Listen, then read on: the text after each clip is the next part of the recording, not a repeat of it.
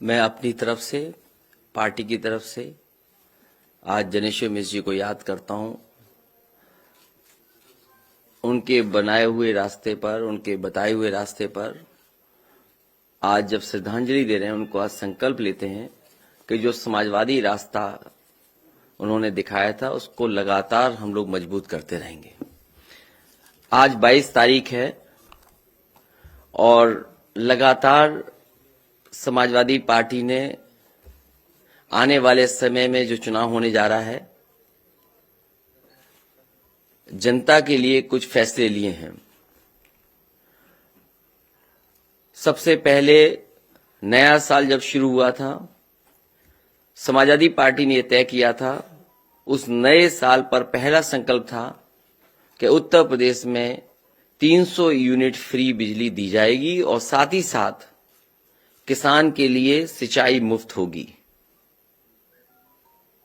फिर लैपटॉप को लेकर के भी समाजवादी पार्टी ने ये कहा कि जिस तरीके से पूर्व में समाजवादी पार्टी ने बच्चों को पढ़ने के लिए, जो आगे की पढ़ाई करने के लिए जा रहे हैं, उनको लैपटॉप से मदद करने के लिए लैपटॉप दिया जाएगा। और वो स्कीम ऐतिहासिक स्कीम थी। बड़े पैमाने पर नौजवानों को जो आगे की पढ़ाई पढ़ रहे थे उन्हें लैपटॉप दिया गया था। और आज भी इतने वर्षों के बाद जब हम लोग गांव में जाते हैं, किसी मोहल्ले में जाते हैं, तो वो लैपटॉप देखने को मिलता है। एक एक लैपटॉप की एक कहानी है। अगर हम पूरा देखें कि उस लैपटॉप से क्या क्या पढ़ाई में या रोजगार में या नौकरी में मदद मिली है, एक एक लैपटॉप की अपनी कहानी है। परिवार में किस तरीके से न केवल बच्चे ने, बहन ने, भाई ने, परिवार के सब लोगों को मदद मिली है। और जिस समय लॉकडाउन लगा, कोविड प्रोटोकॉल के तहत सब ऑफिसेज बंद हो गए, स्कूल बंद हो गए, मुझे खुशी है इस बात की, बहुत सी जगह से जानकारी मिलती थी कि समाजवादी सरकार का दिया हुआ लैपटॉप अभी भी चल रहा है और हमारे काम आ रहा है। समाजवादी सरकार थी तो आईटी सेक्टर में क्या बढ़ावा दे सकते हैं, उसके लिए रास्ता बनाया था। चक गजरिया फार्म में एचसीएल का सबसे पहला इन्वेस्टमेंट आया था और एचसीएल इन्वेस्टमेंट के आने से लखनऊ जैसा शहर आईटी हब के नाम से भी जाना जा सकता था अगर इस काम को और आगे बढ़ाया जाता। जितना समाजवादी सरकार में उस समय काम हुआ था, उससे आगे सरकार ने नहीं बढ़ाया। केवल एचसीएल कैंपस में लगभग 5000 से ज्यादा लोग नौकरी कर रहे हैं, उन्हें रोजगार मिला है। जो डायरेक्ट नौकरियां मिली हैं एचसीएल कैंपस में, वो 5000 से ज्यादा हैं। उसके साथ कितनों को और नौकरी रोजगार मिला होगा उसकी संख्या भी नहीं कैलकुलेट हुई है। लेकिन कैंपस में आज अगर हम जाएं और आकलन करें तो 5000 से ज्यादा लोगों को डायरेक्ट नौकरियां मिली हैं, डायरेक्ट रोजगार मिला है। और ये क्वालिटी नौकरी है, क्वालिटी जॉब है, प्रोफेशनल्स हैं इसमें, और जिसमें बड़ी संख्या में इंजीनियर्स हैं जो कई सालों की ट्रेनिंग अनुभव है, वो लोगों को नौकरी मिली है। कई बड़ी बड़ी कंपनियां छोड़ करके आए हैं, वो नौकरी कर रहे हैं। और जिसमें इंजीनियरिंग पास वाले बच्चे जो आज हैं, उसमें वो लगभग 3500 हैं जिन्होंने बीटेक की डिग्री हासिल की है, वो नौकरी कर रहे हैं। और इसके साथ साथ खुशी ये है कि जिले के आसपास के जो बच्चे हैं उनको भी नौकरी मिली है, चाहे वो लखनऊ हो, हरदोई हो, बाराबंकी हो। और इसके साथ साथ 12th पास कर करके जो आज कोर्सेज हैं जिससे वो नौकरी और रोजगार मिल सकता है, वो भी 12th पास करने वालों को ट्रेनिंग मिलती है, ऑन जॉब ट्रेनिंग है। और उसके बाद ट्रेनिंग के बाद उन्हें नौकरी मिलना, ये एचसीएल कैंपस केवल एग्जाम्पल है। और मैंने कई और जो उदाहरण भी दिए समाजवादी सरकार में जिसमें नौकरी मिली और रोजगार मिला है लोगों को। इसलिए आज जब 22 तारीख है और समाजवादी पार्टी का जो नारा रहा 22 में 22 स्किल, नौकरी रोजगार संकल्प श्रृंखला में प्रथम संकल्प आईटी सेक्टर में, ये अभी सरकारी नौकरियों में कितने रिक्त पद हैं? पुलिस में कितनी भर्ती हो सकती है, वन विभाग में कितनी हो सकती है, या और जगह सरकारी नौकरियों की बात नहीं कर रहा हूं मैं अभी, गैर सरकारी और कितनी नौकरियां आएंगी उसकी बात नहीं कर रहा मैं, और सेक्टर्स की बात नहीं कर रहा। केवल आज आईटी सेक्टर में आने वाले समय में समाजवादी सरकार बनेगी तो उत्तर प्रदेश के नौजवानों को 22 में जब सरकार बनेगी तो 22 लाख नौजवानों को उससे ज्यादा सीधा सीधा रोजगार से जोड़ने का काम और उस तरह के फैसले, उस तरह की पॉलिसी बनाने का काम समाजवादी सरकार में होगा। इसलिए नौकरी और रोजगार संकल्प श्रृंखला में पहला ये है आईटी सेक्टर में कि समाजवादी सरकार बनेगी तो 22 लाख बच्चों को इससे सीधा सीधा कैसे उन्हें नौकरी मिले, रोजगार मिले, उसके लिए सरकार काम करेगी। और जो पार्टी जिस सरकार में 18 लाख से ज्यादा लैपटॉप बांट सकती है तो 22 लाख रोजगार देने में और उस दिशा में काम करने में समाजवादी लोगों को समय नहीं लगेगा। इसलिए 22 का रोजगार के लिए आईटी सेक्टर के लिए केवल पहला संकल्प है कि 22 लाख नौजवानों को जो प्रोफेशनल होंगे, क्वालिटी जॉब होगा, एजुकेशन जो कर क्या इंजीनियरिंग करें, उनको नौकरी देने, रोजगार देने का काम समाज सरकार में होगा, उस दिशा में काम करेंगे। ज्वाइनिंग। और मुझे खुशी है इस बात की कि आज समाजवादी पार्टी में बहुत लोग शामिल हो रहे हैं, और शामिल ही नहीं हो रहे हैं वो चुनाव को भी फेस करेंगे। इसलिए मैं प्रदेश अध्यक्ष जी से कहूंगा कि नाम पढ़ें। सम्मानित पत्रकार भाइयों, बहुत हर्ष के साथ सूचित कर रहा हूं कि श्री प्रवीण सिंह ऐरन, पूर्व सांसद बरेली, आज समाजवादी पार्टी में माननीय राष्ट्रीय अध्यक्ष जी पर विश्वास करते हुए शामिल होने आए हैं। हम उनका स्वागत करते हैं। श्रीमती सुप्रिया ऐरन, पूर्व मेयर बरेली, श्रीमती रीता सिंह, स्वर्गीय राजा महावीर सिंह जी की धर्मपत्नी है, पूर्व विधायक संडीला, श्रीमती रीता सिंह जी, आपका स्वागत करते हैं और माननीय राष्ट्रीय अध्यक्ष जी से अनुमति चाहते हैं कि आपको शामिल करने की अनुमति दें। मैं दोनों लोगों को बहुत बहुत बधाई और शुभकामनाएं देता हूं। समाजवादी पार्टी में आज शामिल होने से समाजवादी पार्टी की ताकत बढ़ेगी और समाजवादी पार्टी जिस तरीके से आगे बढ़ रही है सरकार बनाने में, आपके आने से, आपके सहयोग से समाजवादी पार्टी ने जो फैसला लिया है कि सरकार बनेगी, गठबंधन की सरकार बनेगी, उस दिशा में और आगे बढ़ेंगे।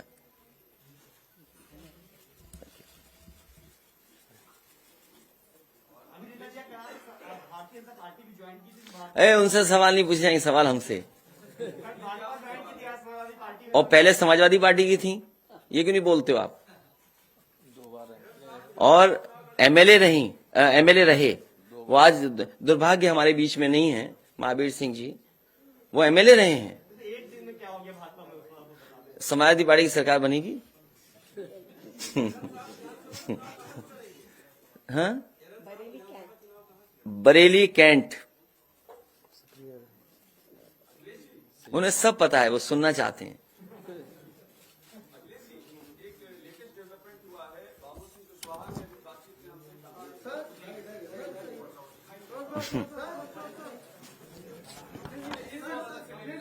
ठीक है, ये तो संकल्प।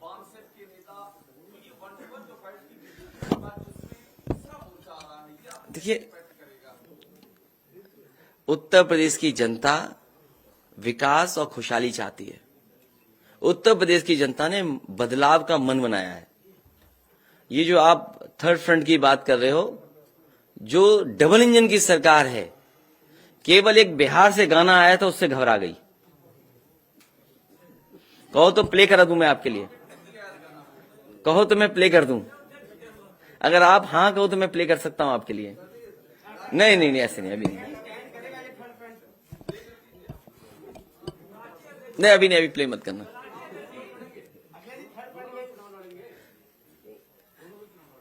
दो हमारे बगल में पूर्व सांसद, इनके बगल में जो दो लोग हैं, दोनों चुनाव लड़ेंगे।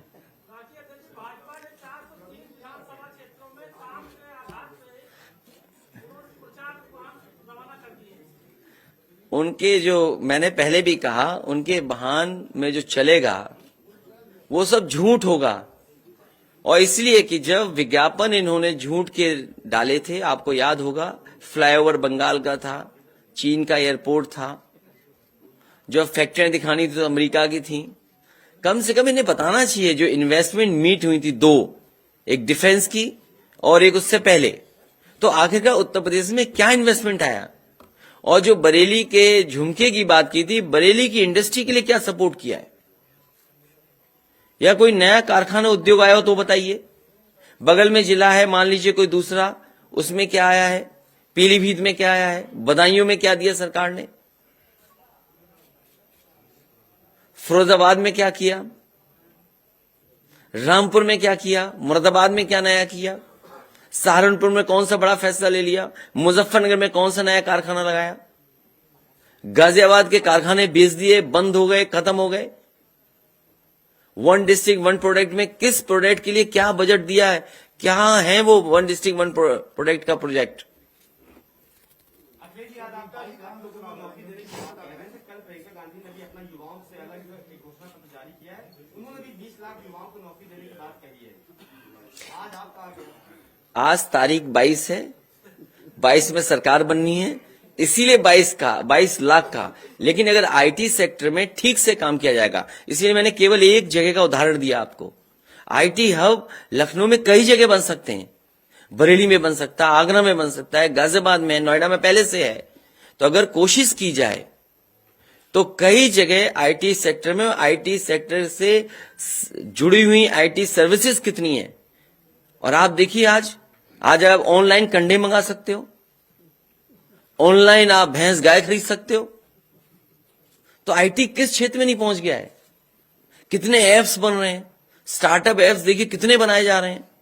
याद कीजिए समाज सरकार में सबसे फैसला लिया था कि स्मार्टफोन दिए जाएंगे। अगर सरकार की नीयत साफ होती तो 1 करोड़ से ज्यादा उस समय भी रजिस्टर हो चुके थे बच्चे जो फ्री स्मार्टफोन पाते। लेकिन सरकार ने 5 साल नहीं दिए स्मार्टफोन।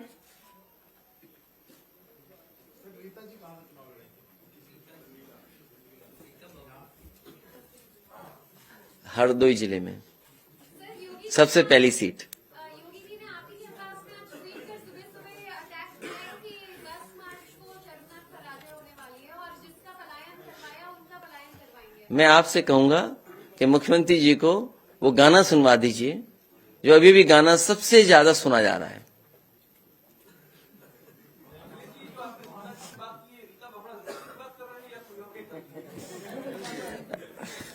ये पढ़ पा रहे हो कि नहीं पढ़ पा रहे हो? आज केवल ये बात होगी। प्रियंका गांधी ने अपने आप को मुख्यमंत्री पद का दावेदार अपना चेहरा बताया कांग्रेस पार्टी की ओर से, पर आज सुबह पलट गई। उन्होंने कहा कि नहीं, वो मैंने ऐसे ही कह दिया था। आप क्या समझते हैं इसके पीछे क्या कारण? उत्तर प्रदेश में जनता समाजवादी पार्टी की तरफ देख रही है और जनता जो बदलाव चाहती है उसके साथ समाजवादी पार्टी खड़ी है। 2017 में आपके मैनिफेस्टो में चौकीदार टीआरडी होगा जवानों के लिए मानदेय वृद्धि की बात की गई थी, तो 22 में भी आएगा। वो अभी जब मैनिफेस्टो जब आएगा तो तमाम बिंदु कवर होंगे। ये इसीलिए मैंने कहा कि केवल आईटी सेक्टर के बारे में मैं कह रहा हूं जिसमें नौकरी और रोजगार मिल सकते हैं। तो केवल आज एक सेक्टर के बारे में बात की, लेकिन जब मैनिफेस्टो आएगा तो आप ये जो सवाल उठा रहे हैं उन चीजों को भी शामिल करने जा रहे हैं।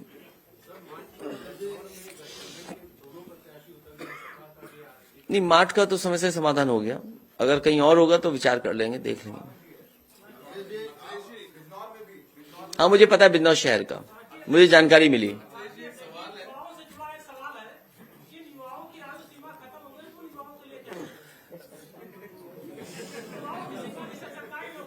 आपको अपनी चिंता नहीं करनी चाहिए। हालांकि आज नौकरी का दिन है, लेकिन एक सवाल चूंकि पॉलिटिकली है, कहा जा रहा है कि दंगा प्रेमी और गंगा प्रेमी, ये तो क्या आपको मजबूर कर रहे हैं कि इस तरह के विषय पे आए सांप्रदायिक? देखिए, जब से पिछले 4.5 साल से मुख्यमंत्री जी बिजली के कारखाने का नाम रट रहे थे, नहीं रट पाए। इसलिए उनके पास जो शब्द हैं जो रटे हैं वही बोल सकते हैं वो।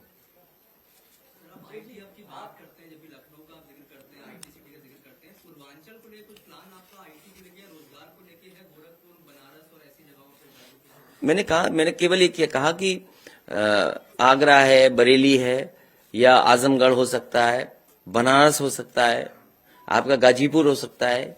जब एक्सप्रेस वे गाजीपुर तक पहुंच गया है, और अगर हमारी समाजवादी पार्टी का जो पुराना मैनिफेस्टो था जो 2017 में था, अगर आप उसमें देखेंगे तो कई जगह हम लोगों ने शहर चिन्हित करके कहा कि इनमें भी आईटी हब बन सकते हैं। तो क्यों नहीं पूर्वांचल में जा सकता है? और पूर्वांचल में जरूरत है, क्योंकि ट्रेनिंग इंस्टीट्यूट जरूरत है। 12th के पास करने वाले बच्चों को क्या नौकरी रोजगार मिल सकते हैं, उसकी अगर ट्रेनिंग मिल जाएगी तो वो रोजगार और नौकरी पा सकते हैं। इसलिए इस तरह की आईटी हब्स पूर्वांचल में और लखनऊ से आगे भी ले जाना पड़ेगा, तो कोशिश होगी, ले जाएंगे, और जो भी सहूलियत देनी पड़ेगी वो सहूलियत देंगे। मुझे याद है कि नोएडा और गाजियाबाद से आगे नहीं ये बढ़ते थे, कम से कम पिछली सरकार में समाजवादी लोग लखनऊ तक ले आए। अगली बार हो सकता है झांसी तक चले जाएं, अगली बार हो सकता है गाजीपुर तक चले जाएं।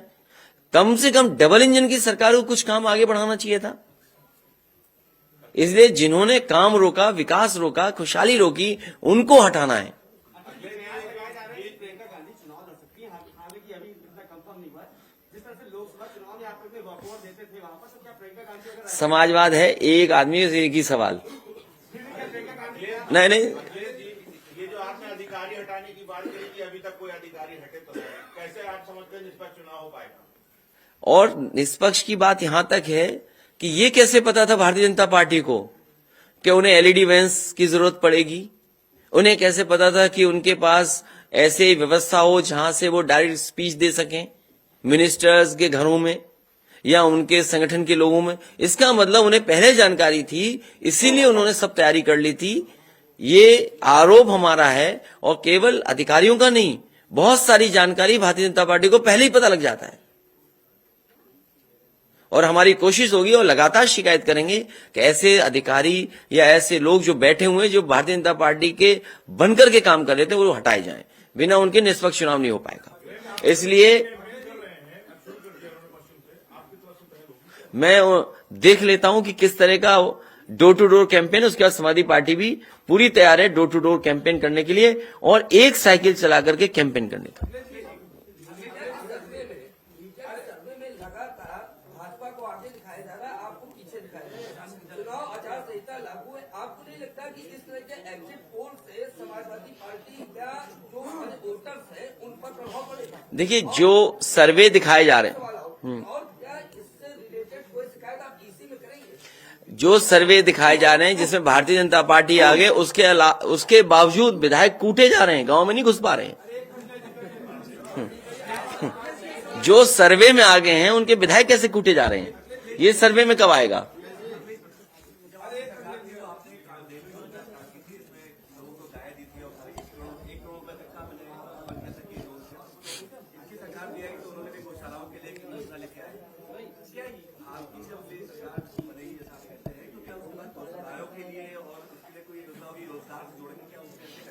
नहीं, मैं तो कई बार यहाँ कहता हूँ, जो इस तरह के सुझाव आते हैं, एक हमारा पत्रकार साथी था, गोबर को लेकर के सुझाव देना चाहता था, तो अगर आप पे भी सुझाव हो तो मैं जरूर शामिल करूंगा। और क्योंकि नाकाम हुई है स्कीम्स या नाकाम कर दी गई हैं, कामधेनु स्कीम में सबसे अच्छी स्कीम थी, लेकिन किसी कारण वो स्कीम सरकार ने नहीं चलाई, आगे नहीं बढ़ाई। उस स्कीम में जो सुधार होगा उसको आने वाले समय में किया जाएगा। और जहां गौशालाओं को लेकर के हजारों करोड़ रुपया लगा है, जहां पर गाय मां भूखी हैं आज, और इसीलिए पिछली प्रेस कॉन्फ्रेंस में मैंने कहा था कि जो गाय मां को भूखा रख रहा है उस पर पाप पड़ेगा। अगर कुछ सुधार की जरूरत होगी तो आने वाले समय में उस सुधार के लिए समाजवादी पार्टी की सरकार में काम होगा। नोएडा में सैमसंग प्लांट लगाया गया था आपकी गवर्नमेंट में, 60,000 वैकेंसी उसमें निकली थी, तो एक बहुत बड़ा प्रोजेक्ट था। अगर गवर्नमेंट फॉर्म होती है तो क्या उस तरह की फिर किसी प्रोजेक्ट पे काम? देखिए, बहुत सारे लोग इन्वेस्टमेंट करना चाहते हैं, लेकिन कमाल तो ये कि डबल इंजन की सरकार ने लाभ ही नहीं उठाया। अगर डबल इंजन की सरकार चाहती तो बड़े पैमाने पर इन्वेस्टमेंट आता। जो इन लोगों ने एमओयू साइन किए थे, अगर उनकी सुनवाई होती, उनकी मदद होती, तो शायद 4 लाख या 5 लाख करोड़ इन्वेस्टमेंट उत्तर प्रदेश में आ गया होता। लेकिन ये सरकार केवल ठोको राज पे चलती है, जब मुख्यमंत्री खुद बिजली का कारखाने का नाम नहीं जानते हैं, जब उद्योगपति उनसे मिलने आते हैं तो बोले आप किस कंपनी के हैं, तो आप उनसे क्या उम्मीद करोगे? आप भी बबूल के पेड़ पे आम की उम्मीद कर रहे हो। चलो बहुत धन्यवाद।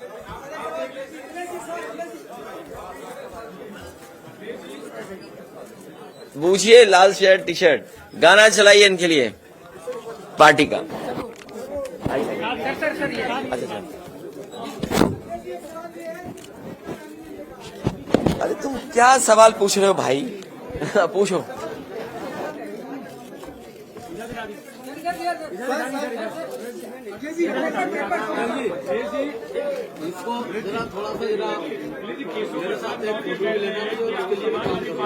अच्छा मैं बुला, मैं दे। हमारे यहाँ के सांसद जी खड़े हुए हैं डिस्ट्रिक्ट। तो पहली बार आए हो आज? आते हो डेली आते हो? तो आपने नेता नहीं बनाया। ठीक है।